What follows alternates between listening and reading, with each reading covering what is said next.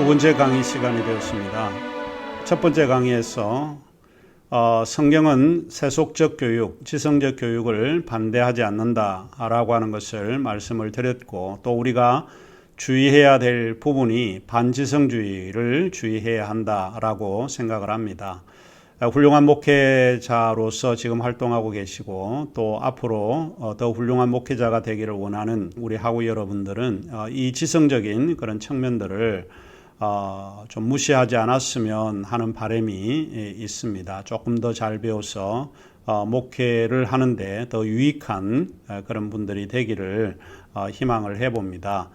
지난 1강의에 이어서 좀 다 말씀을 못 드린 부분이 있는데 설명을 해드리도록 하자면, 중세 최초의 대학이 있습니다. 중세 최초의 대학이 가장 하나님 중심적이었고, 인간 중심이 아닌 하나님 중심으로서 보통 우리가 특징을 이야기할 때 중세 시대를 이야기를 하는데, 중세 시대에서 아이러니하게도 대학이 시작이 됐다는 겁니다. 그 대학의 시작은 대부분 누구에 의해서 시작이 되었는가 하면 바로 교회에 의해서 시작이 되었다.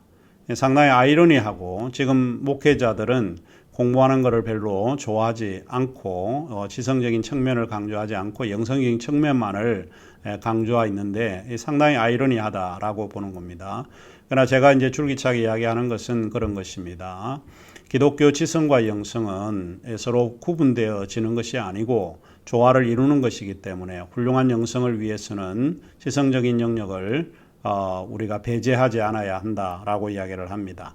중세 최초의 대학을 들라라고 하면 볼로냐 대학을 이야기를 할 것입니다. 중세가 보통 11세기인데 1088년에 세워졌던 우리 볼로냐 대학이라든지, 그 다음에 1215년 파리 대학 같은 데 있죠. 토마스 아퀴나스라고 하는 유명한 신학자가 공부를 했던 곳이 바로 이 파리 대학입니다. 1215년에 창설이 된 그런 학교라고 볼 수 있는데, 이들 대학을 조금 종합적으로 좀 설명을 하자면, 최초의 대학이 이 이탈리아의 볼로냐 대학과 프랑스의 파리 대학인데 약 11세기 말에서 12세기 초입니다. 바로 그 뒤를 이어서 옥스퍼드 대학이라든지 프랑스의 소르본 대학, 이런 그 대학들이 나오게 되는데, 초창기 이런 대학은 교회에서 시작을 했고, 교회가 원하는 것은 성직자 교육을 제일 중요한 목표로 삼았다라고 하는 것을 기억을 하시면 될 것 같습니다. 이전의 그 역사를 우리가 돌이켜 보고, 또 오늘날 현재 교회의 역사는 완전히 다르다라고 하는 것을 볼 수 있죠. 옛날에는 이런 지성적인 것을 강조를 했는데, 오늘날에는 지성이 무너지고 영성만을 강조하는, 그것도 획일화되지 않는 영성이지만은 좀 이해하기 힘든 그런 영성을 강조하는 그런 분들이 많이 등장을 하게 됩니다. 이 당시에 두 개의 대학의 교과목이 7과목으로 알려져 있습니다.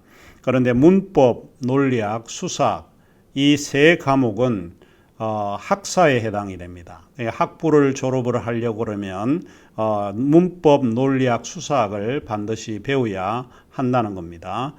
두 번째로 석사에 해당되는 그런 커리큘럼이, 이 교과목이 무엇인가 하면 산수, 기하학, 천문학, 그리고 음악입니다. 독특한 그런 과목 배정이 되어 있는데, 이 네 과목을 들어야 석사를 받게 됩니다. 더 이제 흥미로운 것은 마지막 단계인 박사 과정에서는 세 과목을 이수해야만 한다는 겁니다. 그 세 과목이 법률, 의학, 그리고 신학입니다. 왜 법이 중요한가? 교회는 항상 법이잖아요. 그래서 법률이 중요하고, 의학이라고 하는 영혼의 치료자인 사람도 이런 육체의 치료, 이게 관심을 가져야 된다고 아마 생각을 한 것 같습니다. 이건 제 추측이지만, 그리고 신학은 반드시 배워야 된다. 이렇게 해야만 마지막 단계를 거쳐야 박사를 받게 되고, 그 박사를 받은 사람이 성직자로 임명이 되고 교회 지도자 또는 그 지방의 위대한 리더가 될 수 있다, 이렇게 이야기를 합니다. 신학자가 되려고 하면, 신학을 배우고 성직자가 되려고 하면 사전적인 예비 학문으로서 바로 문법을 알아야 되고 논리학을 알아야 되고 수사학도 배워야 된다라고 보는 겁니다. 뿐만 아니고 산수와 기하, 천문학 이런 음악까지도 잘 알아야 된다라고 보는 거죠. 마틴 루터나 이런 사람들이 음악의 조예가 깊은 거 여러분이 추측해 볼 수 있습니다. 그래서 일단 훌륭한 신학자, 당대 신학자들이 이런 학문적인 어떤 구조를 가지고 이 조건을 충족을 했다라고 하는 것을 알 수 있습니다. 1756년 그 한 목회자의 모임에서 존 웨슬리가 그런 이야기를 했습니다. 목사라면 당연히 가장 먼저 어떤 내용을 충분히 이해하고 명확하게 판단하며 올바르게 결정하고 정확히 분별하는 능력을 지녀야 한다. 그렇게 이야기를 했습니다. 상당히 일리 있는 이야기입니다. 그리고 빌리 그레이엄 목사님 소천하셨지만 빌리 그레이엄 목사님이 소위 파러데라고 하는 잡지에서 그런 인터뷰 기사를 내보냈습니다. 그것이 무엇인가 하면 저는 나이가 많은데도 불구하고 저는 더 공부하고 싶습니다. 그리고 인류학 박사 학위를 따고 싶습니다. 라고 이야기를 했습니다. 그만큼 이 공부에 대한 열의를 세계 복음 전도자이지만 그런 생각을 하고 있었다라고 하는 것이 이런 인터뷰 기사를 통해서 배우게 됩니다.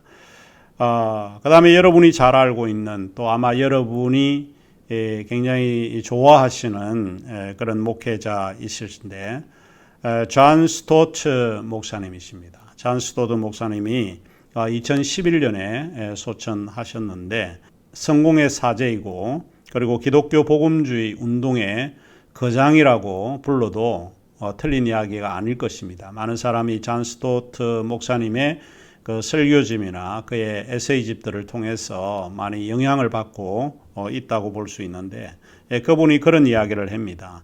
기독교 복음주의 그 다음에 성공의 사제인 그가 어떤 모임에서 이런 이야기를 했습니다. 많은 이야기를 하고 싶지만 무엇보다 삶에 주신 중요한 지적 기능을 무시하지 말라고 말해주고 싶습니다. 하나님은 이상적인 분으로 우리를 그분의 형상대로 만드셨다는 사실을 잊지 마십시오. 창조주 되신 하나님이 우리에게 주신 이성으로 이중계시, 즉 자연과 성경을 탐구하라고 부르고 기대하고 계십니다. 목회자의 모임에서 이 이야기를 했을 겁니다. 이렇게 제가 지성의 중요성을 이야기를 하게 되면 학우들이 그런 질문을 하게 됩니다. 그러면 뭐라고 질문하는가 하면 더와이트 L. 무디 같은 사람은 세상 교육을 받지 않지 않았느냐. 그는 이런 그 지성적 교육하고는 거리가 먼 사람이었지만 하나님이 서시지 않냐. 하나님이 서시는 분은 우리가 생각하는 것과 다르다. 전적으로 동의하는 부분입니다. 그리고 하나님의 역사는 우리 인간의 그런 생각과는 초월되어 있는 것이기 때문에 당연히 그 말을 전적으로 제가 동의하는 바입니다. 무디는 1837년에서 1899년까지 그러니까 20세기 바로 전에 1년 남겨고 돌아가신 분입니다. 혹시 여러분이 무디 바이블 인스티튜트, 무디 바이블 성경학교 학원이죠.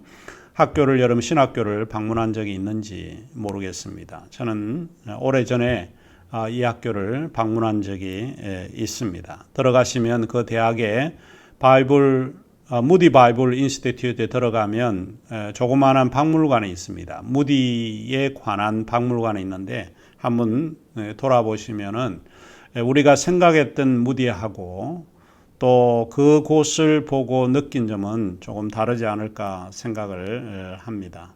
들어가시면 그 대학은 곳곳에 그런 성경 구절들이 많이 기록이 되었다라고 하는 것을 느끼게 될 것입니다. 제가 이제 이 대학에서 조금 한 가지 이제 배울 수 있는 것이 그것인데 무디는 결코 지성적 교육을 반대하지 않았다라고 봅니다. 그는 자기 자신이 공부를 하지 않았던 것에 대해서 굉장히 이렇게 한탄해 했고 거기에 대해서 많이 생각을 했습니다.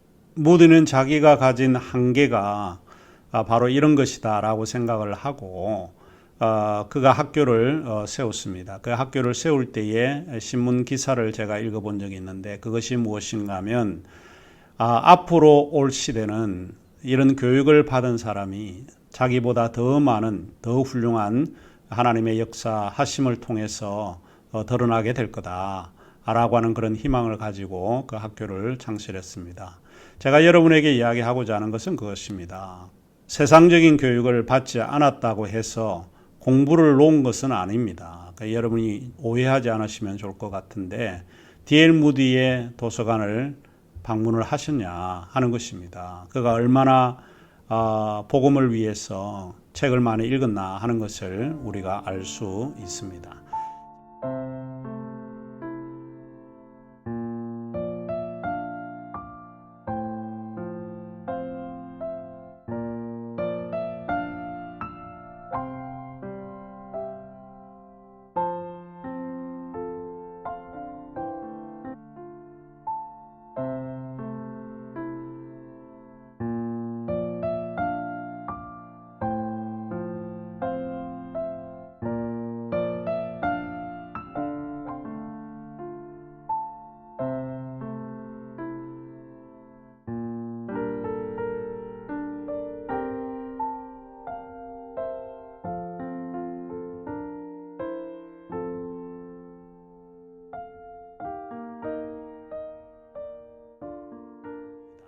자, 그러면 우리가 이제 본격적으로 제1장 요 엇갈린 신학들의 풍경이라고 하는 책 1장을 열어주시기를 바랍니다.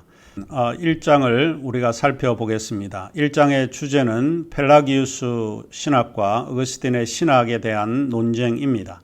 기독교 지성과 영성이라고 하는 큰 틀에서 우리가 중심적인 내용들을 조금 살펴보려고 합니다. 이 시기가 역사적으로 5세기입니다. 5세기의 그 중심적인 그런 내용은 간단하게 이야기를 하자면 정통과 비정통의 시비로 인해서 심한 몸살을 앓고 있었다라고 볼 수 있습니다. 신학적으로 하나님의 은총과 인간의 그런 자유의지에 관한 문제가 가장 중심적인 그런 신학적인 주제였다라고 볼 수 있습니다. 그 시대의 기독교적 상황을 우리가 이해를 하고 주도적인 신학자들, 특별히 펠라기우스와 어거스틴의 생각을 우리가 이 교재를 통해서 조금 읽어내면 좋을 것 같고 그 시대의 정통성과 이단성의 역사적 의미가 무엇을 이야기를 하고 있는지 살펴보는 것이 좀 필요합니다. 그리고 난 이후에 우리가 좀 배워야 될 부분들이 신앙의 두 조건으로서 기독교 지성과 영성에 관한 그런 교훈들이 아닐까 이런 생각을 해보게 됩니다. 초기 기독교 보통 4세기에서 5세기의 상황인데 기독교 교회는 동방교회, 비잔틴과 동방정교회 카자흐스탄이라든지 러시아 이런 계통이죠. 이런 동방교회는 동방정교회가 발달을 했고 그 다음에 서방교회라고 할 때 그 서방교회는 라틴, 이탈리아, 그 다음에 카톨릭 이런 이제 문화가 형성이 된 거죠. 그래서 결국 기독교회는 동방교회와 서방교회가 분열이 되었다라고 하는 것을 역사적인 것을 통해서 우리가 알 수 있는데요. 서방교회는 로마의 서쪽에 위치해 있다라고 볼 수 있고 암브로시우스와 어거스틴이 대표적인 그런 신학자가 바로 서방교회를 대표하고 있습니다. 동방교회는 로마 제국의 수도가 콘스탄티노플로 이전을 하게 되죠. 그래서 수도를 중심으로 만들어진 교회, 지금의 터키 지역이라든지 알렉산드리아, 러시아 등과 같은 그런 지역에서 형성이 되었다. 결국 서방교회와 동방교회가 서로 구분이 되고 분열이 되어서 나누어졌다라고 하는 것을 우리가 잘 알 수 있습니다. 그래서 이 시대의 교리와 사상 및 신학에 대한 혼란이 야기되었던 그런 시대라고 볼 수 있습니다. 대체로 종교회의라고 할 때 그 종교회의가 일어난 시기가 바로 초기 기독교 5세기에 일어난 시기입니다. 예수 그리스도가 돌아가시고 제자들이 복음을 전하고 교회를 설립하고 세우고 난 이후에 또 교보학자들이 그 뒤를 이어갔습니다. 그리고 난 이후에 여러 가지 이제 이 신학적으로 혼란스럽고 문제가 일어나기 때문에 이 시대의 신학적인 명료성을 위해서 함께 노력하고 논쟁이 일어난 그런 시기를 우리가 보통 이제 5세기라고 생각을 하시면 됩니다. 이 시기에 가장 많이 일어났던 것이 종교회의입니다. 회의가 많다는 것은 뭘 의미할까요? 명확하지 않다는 뜻이잖아요. 어느 누가 책임이 있나 책임이 없나 누가 어떻게 할 것인가 라고 하는 것을 위해서 모임을 보통 하고 있는데 회의가 많으면 뭐 좋은 건 아니겠죠. 아무튼 종교회의가 이 시대에 일어났습니다. 니케아 종교회의도 325년에 일어났고 콘스탄티노플 공의회 이것도 381년입니다. 4세기 말에 일어났던 거고 에베소 공의회 잘 알고 있죠. 이것은 431년인데 이거는 5세기에 일어났습니다. 칼케돈 공의회 451년.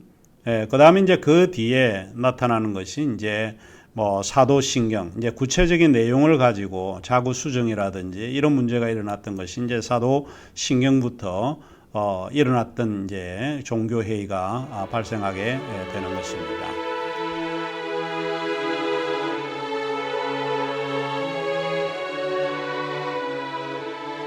자, 그러면 이제 먼저 우리가 펠라기우스를 생각을 해보겠습니다. 펠라기우스 그러면 어떤 인물로 여러분이 생각을 합니까? 교회를 다닌 사람들은 펠라기우스 그러면 일단 앞뒤 생각하지 않고 나쁜 놈이야, 이단이야, 뭐 이제 이런 정도로 생각을 하게 됩니다. 그러면 이제 펠라기우스가 어떤 인물인지 우리가 한번 살펴보도록 하겠습니다. 펠라기우스는 학자적 이미지와 날카로운 지성적 모습을 지닌 그런 인물로 알려져 있습니다. 펠라기우스의 이단 단죄가 431년 에베소 공회에서 일어났거든요. 펠라기우스는 사실 브레테니쿠스 혹은 브리테누스 사람으로 기록이 되었기 때문에 펠라기우스는 아마도 영국 택생의 사람일 거다라고 추정을 하고 있습니다. 리저라고 하는 이 펠라기우스를 연구하는 신학자의 보고에 의하면 펠라기우스는 훌륭한 가문에서 출생을 했고 성장을 했다라고 이야기를 하고 있습니다. 그는 고전문학과 철학의 훈련을 받았던 인물이었고 교부들 가운데 그는 이미 폭넓은 독서를 통해서 많은 사람들에게 조금 알려졌던 그런 사람이라고 볼 수 있습니다. 40년 동안 어거스틴과 함께 지냈던 절친 동료 수도승이 있었는데 그 수도승이 북아프리카 칼라마의 주교로 활동을 했던 포시디우스가 이 펠라기우스의 그런 문제를 지적했던 최초의 사람이라고 볼 수 있습니다. 포시디우스는 펠라기우스를 이야기를 할 때 아주 교묘하고 해로운 화술로서 글을 쓰고 공식 석상에서나 개인의 집에서나 할 수 있는 곳이라면 어디서든 이야기하는 노련한 논객, 소위 디스퓨탄스라고 이야기하는 소위 노련한 논객이었다라고 이야기를 했습니다. 이 고약한 사람들이 사도들마저 그들의 사악함으로 기울이게 하려고 열심히 작당했기 때문에 아프리카의 거룩한 주교회는 로마의 거룩한 주교회에게 가톨릭 신앙으로부터 이단을 물리치고 단죄해야 한다라고 사람들을 설득했던 인물입니다. 이만큼 펠라기우스가 당시에는 상당히 아주 위험한 그런 인물로 알려져 있던 것 같습니다. 펠라기우스에 대한 기록은 흥미롭게도 역사학자인 콜링 우드의 영국의 5세기 역사에 나옵니다. 그게 등장을 하고 있는데 그는 이렇게 이야기를 하고 있습니다. 펠라기우스는 세련되고 교양이 있는 평신도이고 딱히 뭐라 말하기는 힘들어도 우아한 인품을 지녔고 그가 가는 곳마다 사랑과 존경을 받았을 뿐만 아니라 조용하면서도 웃음을 띤 수줍어하는 사람이었다. 이게 이제 콜링 우드가 영국의 5세기의 역사를 이야기를 하면서 기록을 했습니다. 펠라기우스의 전문 신학자인 데오드르 브룬이라고 하는 신학자는 이렇게 이야기를 합니다. 펠라기우스의 글들과 편지들은 그가 탁월한 교육을 받았다는 것을 증명하고 있다.